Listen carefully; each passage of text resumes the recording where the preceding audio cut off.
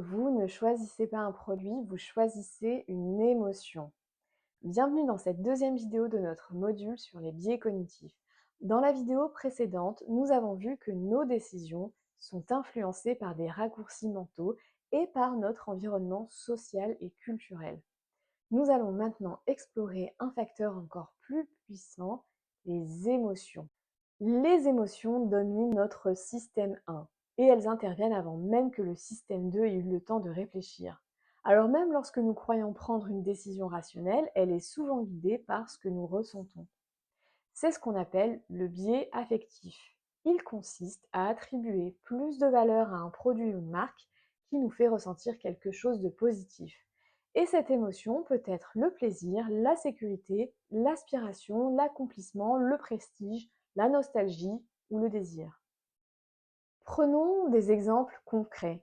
Nike ne vend pas uniquement des chaussures.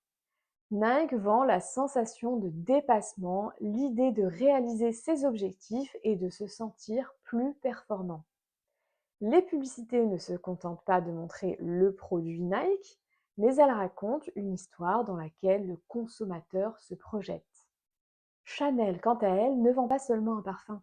Elle vend un rêve, un imaginaire et une image sociale valorisée.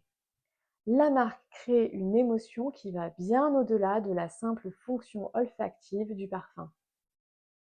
Quant à Coca-Cola ou Lego, eh bien, ce sont des marques qui exploitent la nostalgie pour faire revenir des souvenirs positifs et renforcer le lien affectif avec le produit. Alors que Tesla ou Dior va utiliser l'aspiration ou le désir pour faire rêver le consommateur et créer un besoin émotionnel avant même que la logique n'intervienne.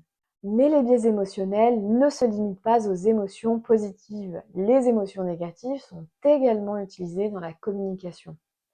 Par exemple, la peur est utilisée dans les campagnes d'assurance ou de cybersécurité pour provoquer une réaction immédiate et pousser le consommateur à agir rapidement. Les recherches le confirment, selon des articles de Harvard Business Review, les publicités émotionnelles sont mémorisées 2 fois plus que les publicités rationnelles et elles influencent directement la probabilité d'achat. Et si l'on rajoute le regard de Bourdieu, nous voyons que les émotions elles-mêmes sont filtrées par notre habitus et notre capital culturel. Autrement dit, une publicité qui suscite le désir chez une personne d'un certain groupe social peut ne rien provoquer chez une autre personne ayant un habitus différent. Et c'est cette combinaison d'émotions et de positions sociales qui rend la publicité puissante et ciblée.